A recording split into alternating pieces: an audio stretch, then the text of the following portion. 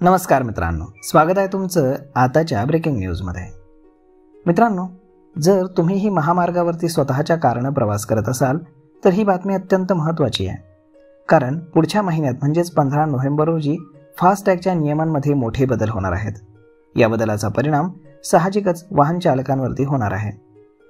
केंद्र सरकारने घोषणा करत म्हटलंय की 15 नोव्हेंबर पासून वैध फास्टॅग शिवाय टोल नाक्यांवरती प्रवेश करणाऱ्या वाहन चालकांनी जर नगदी पैसे दिले तर त्यांना सामान्य शुल्काच्या दुप्पट पैसे भरावे लागतील। मात्र तेच जर त्यांनी UPI पेमेंट करून पैसे भरले तर त्यांना यामध्ये थोडासा दिलासा देण्यात येईल।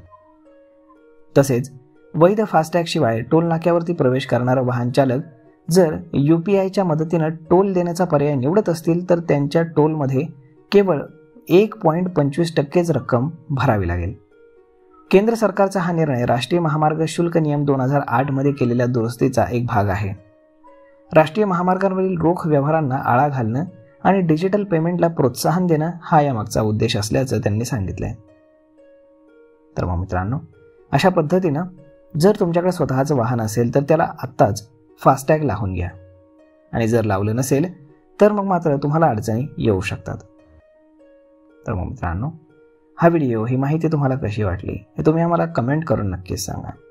आणि जर आवडली असेल तर आपल्या जवळच्या मित्रमंडळींसोबत देखील हा व्हिडिओ तुम्ही शेअर करायला विसरू नका। धन्यवाद।